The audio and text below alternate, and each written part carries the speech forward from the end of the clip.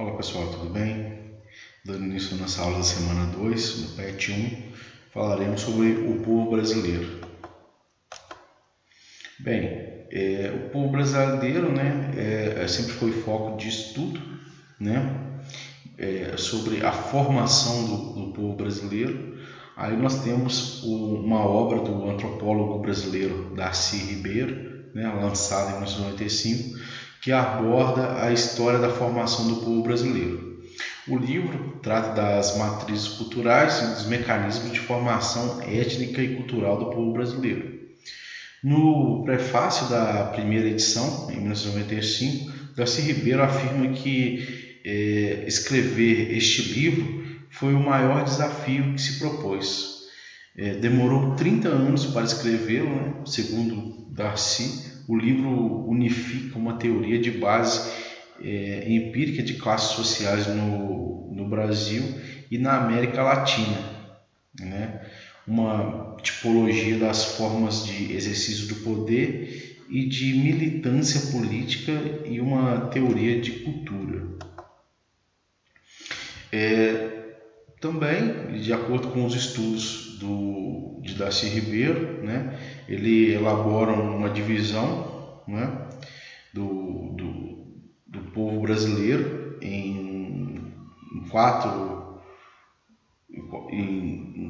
no quarto capítulo do livro, o autor apresenta os cinco subseções, ou os 5 Brasis, como ele chama, onde nós temos o Brasil sertanejo, o Brasil crioulo, o Brasil caboclo, o Brasil caipira e o Brasil sulino.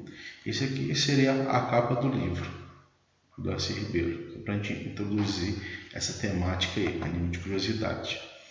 Bem, a população brasileira, como já sabemos, é bastante miscigenada.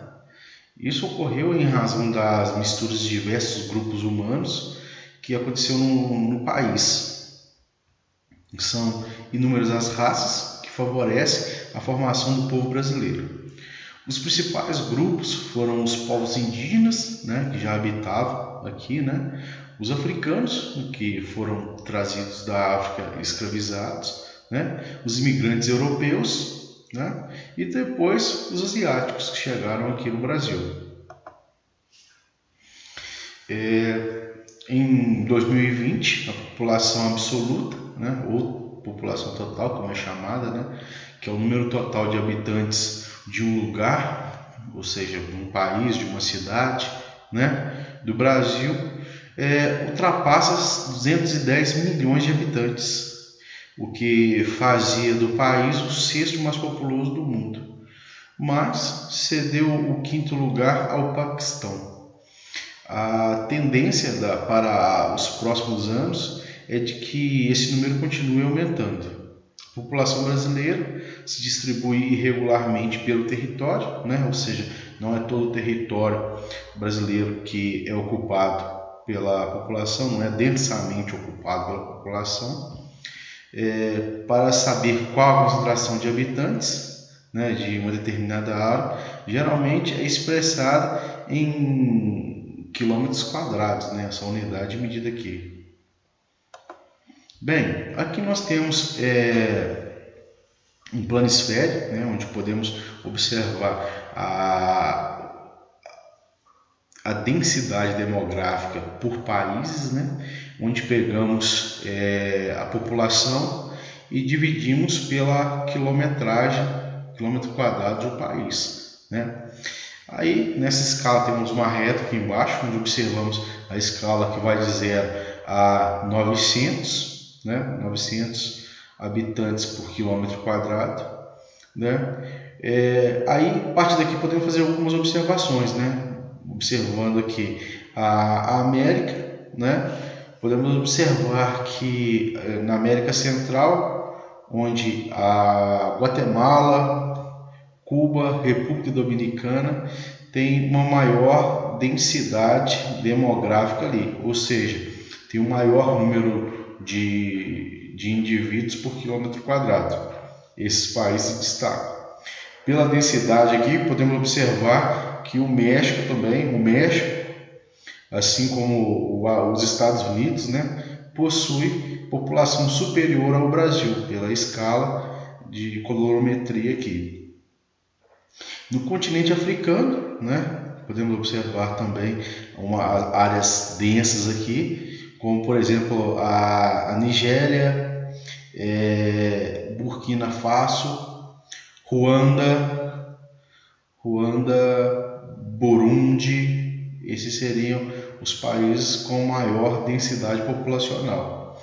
Aqui na Europa, né, já onde tem uma maior densidade, podemos observar a Alemanha, Itália, França, Polônia, onde temos o que? Áreas densas, né? Áreas realmente com um número de habitantes grande com relação ao tamanho do país.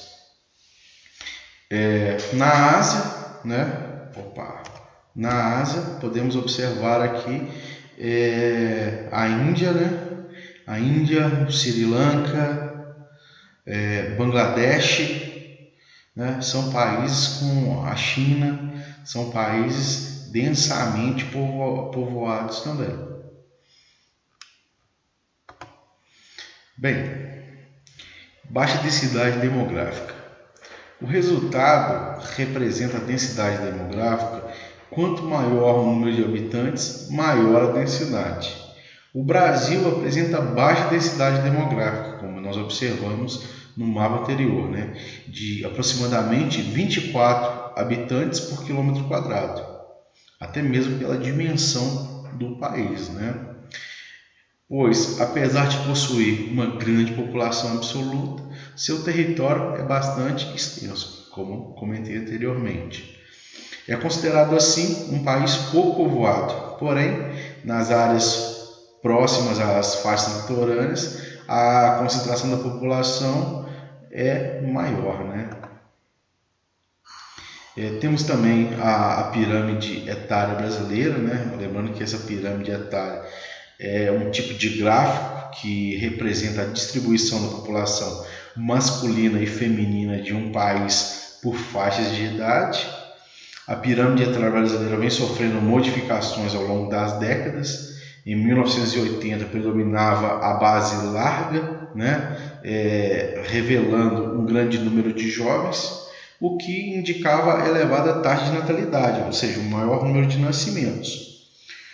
O topo estreito da pirâmide mostrava o reduzido número de idosos, né? Uma baixa expectativa de vida, né? Revelando a precariedade da qualidade de vida, principalmente a pouca oferta e a má qualidade de serviços de saúde.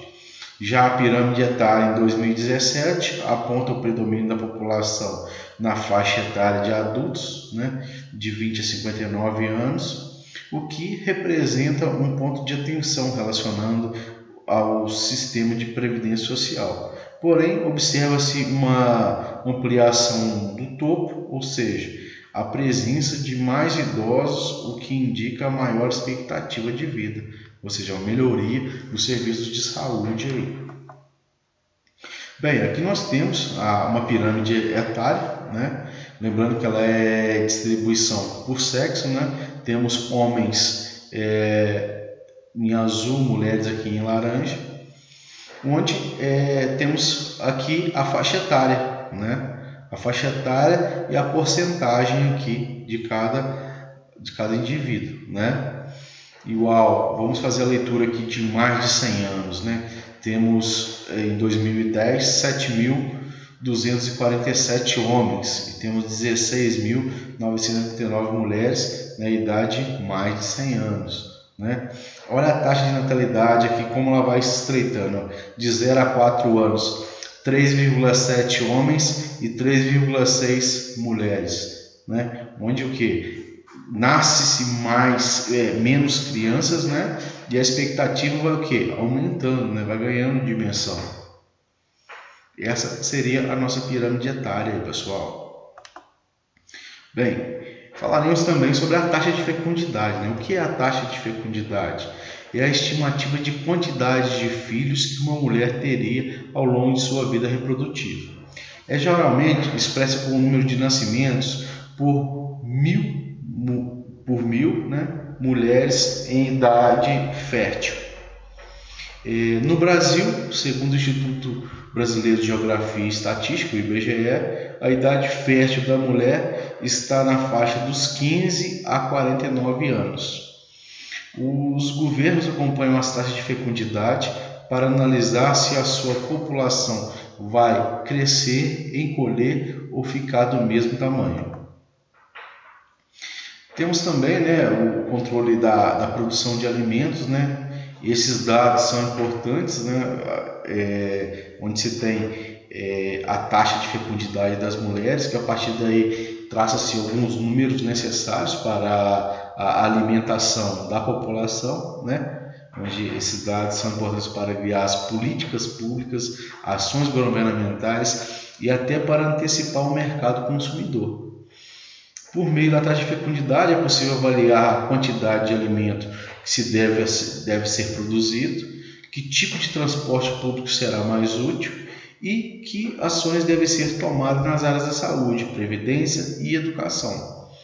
As taxas de fertilidade tendem a ser menores nos países desenvolvidos, como a França, Itália, Alemanha e Japão. O maior número nos países desenvolvidos. Ou seja, as mulheres têm mais filhos nos países subdesenvolvidos. Nos países desenvolvidos, essa taxa é menor. Embora não seja a regra, há diversas razões para isso, né?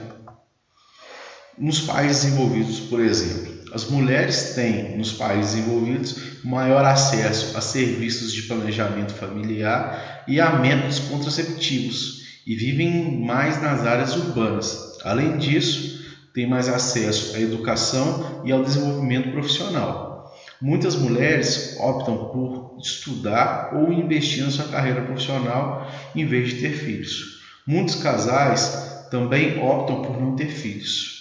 Isso reduz a taxa de fertilidade em países industrializados, ou seja, nos países desenvolvidos.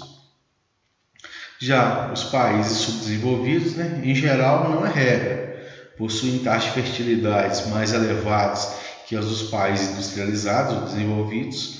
Diversos fatores são responsáveis por essa disparidade. Nos países pobres, geralmente, o acesso a contraceptivos é mais difícil. Esse seria um dos principais pontos. A adesão mais rigorosa a crenças tradicionais religiosas que não permitem o uso dos métodos contraceptivos, né? Há religiões, crenças onde a mulher não pode tomar esse tipo de medicamento. Possuem menos esclarecimento quanto à prevenção e ao planejamento familiar, né? Onde entraria a parte da escolaridade aí. Há menores taxas de empregos para mulheres na indústria e em empregos qualificados. Em países com taxas inferiores de urbanização, é comum que as famílias tenham muitos filhos para que eles possam auxiliar no trabalho no campo. Isso aí também seria uma ideia onde que o pai tendo filhos, né, principalmente filhos homens, né, poderia auxiliar no serviço no campo. Aqui nós temos uma taxa de fecundidade, né, médias por filho, né, da Brasil Escola, do site, essa imagem, né, onde nós temos o Níger ali, né, país africano, liderando esse ranking aí, né. Aproximadamente 6,89 das mulheres lá tem cerca de quase 7 filhos, né. 7 filhos. Em Israel, aproximadamente 2,62 filhos, 2 filhos e meio aproximadamente. Afeganistão, 5 filhos, 5,43. Nos Estados Unidos, um número até alto para um país desenvolvido, né? 2 filhos, uma média. Na Índia, 2,5. China, 1,5. Alemanha, 1,5. Singapura, não tem nenhum filho, para falar a verdade, por por mulher ali, né? A média de filhos por mulher, não chega a 1. Na Conferência de Bucareste, né, os países envolvidos registram taxas de natalidade muito menores que as dos países desenvolvidos, né? Isso aí nós já vimos. E por isso pressionam para que eles também diminuam os índices, né? Na Conferência de Bucareste, realizada na Romênia, em 1974, os países desenvolvidos, liderados pelos Estados Unidos, tentaram fechar um acordo que exigisse das autoridades mundiais um maior controle sobre o crescimento populacional. Entretanto, os países subdesenvolvidos produziram a chamada Carta de Bucareste, na qual os signatários argumentavam que os problemas da fome e da miséria eram resultantes das limitações econômicas impostas pelas nações ricas sobre as nações pobres, né? A importância também, né, sobre o planejamento familiar, né, muito comum falar-se disso aí, né? O planejamento familiar é uma espécie de controle da taxa de natalidade, né, mais sutil e flexível e exercida pelos governos em diversos países. Ao invés de se estabelecer controles rígidos sobre o crescimento da população, essa é uma medida voltada para educar os casais e convencê-los de que o melhor é ter menos filhos, né? Ensinando a eles sobre questões sobre os custos e de se ter uma criança e sobre os métodos conceptivos existentes. Temos também a preferência pessoal, né? Por mais que ocorra esse planejamento familiar, ações desses líderes dos países ali assim, mantém-se a preferência pessoal de cada um, né? Portanto, percebe-se que o planejamento familiar não é somente uma questão que envolve a preferência pessoal dos casais, mas sim uma política de governo voltada para diminuir o crescimento populacional. Tal medida é fruto de uma perspectiva que defende que os problemas sociais e os grandes índices de miséria se devem ao quantitativo populacional, né, que em tese seria muito maior do que a produção de alimentos. Entretanto, sabe-se que a produção de alimentos hoje é mais do que suficiente para abastecer a população, faltando, na verdade, uma melhor distribuição de renda e acesso à alimentação em todo o mundo. Temos a queda das taxas de fecundidade, né? Há uma tendência mundial, né? Onde as quedas de taxa de fecundidade nem sempre a relação entre desenvolvimento ou taxa de fecundidade acontece da mesma maneira, né? Nos Estados Unidos, por exemplo, como nós vimos lá, a densidade populacional apresenta uma taxa de fecundidade de dois filhos, né, por mulher, né, mais alta do que muitos países aqui considerados subdesenvolvidos, como até mesmo o Uruguai com 1,9, Brasil 1,7 e Tailândia com 1,6.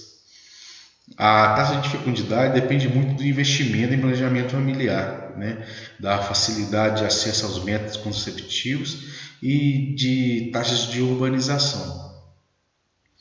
Por isso, embora alguns países subdesenvolvidos tenham questões sociais importantes a serem solucionadas, já possuem uma taxa baixa de fecundidade. Temos também a adoção de medidas que ocorreu aqui no Brasil, né, desde a Conferência de Bucareste lá em 1974. O Brasil, no entanto, desde 1974, adota medidas para educar e incentivar a prática do planejamento familiar para fins de controle das taxas de natalidade. Estabeleceu-se, através da mídia principalmente, né, que uma família ideal teria um número máximo de 2 filhos por casal, né? Além disso, acontece até hoje a distribuição de pílulas anticoncepcionais e camisinhas bem como a venda desses produtos e preços acessíveis e sem um controle médico, né? Ou seja, não precisa de uma receita para você comprar o anticoncepcional ou a camisinha. Com essas medidas, o controle de natalidade no Brasil e no mundo declinaram consideravelmente. Entretanto, a fome e a miséria ainda continuam assolando milhões de pessoas em todo o planeta. Bem, sobre a ideologia, essa conceituação, onde com um maior número de população, com aumento da população, faltaria alimentos, surgiu a partir das teorias populacionais de Thomas Malthus, né? Thomas Robert Malthus, a teoria malthusiana, como é chamado. Conforme o seu estudo, né, o ensaio sobre o princípio da população, afirmou que a população mundial cresceria em ritmo rápido, comparado por ele a uma progressão geométrica, né, chamada PG, progressão geométrica, 1, 2, 4, 8, 16, 32, né? E a produção de alimentos cresceria num ritmo mais lento, né? Comparado a PG, seria a PA, a progressão aritmética, 1, 2, 3, 4, 5, 6. Né? Essa aí, a matemática aborda aí, né? A PG e a PA, né? São linhas da matemática, mas foi através desse ensaio feito por Thomas Malthus que conceituou a teoria malthusiana, onde fala sobre isso, né? Onde, de certa forma, o crescimento da produção de alimentos seria inferior ao crescimento da população, que ocasionaria fome, né? Ele concluiu que, sendo assim, faltaria alimentos para todos os habitantes da Terra.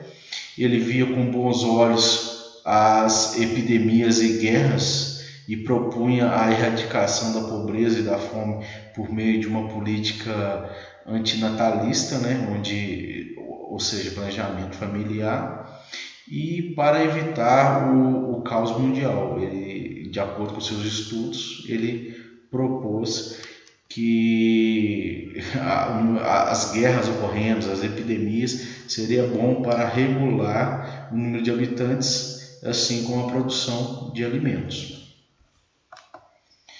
Outras teorias que ele propôs, né, seria a malthusiana, né, onde os alimentos cresceriam em PA e a população cresceria em PG.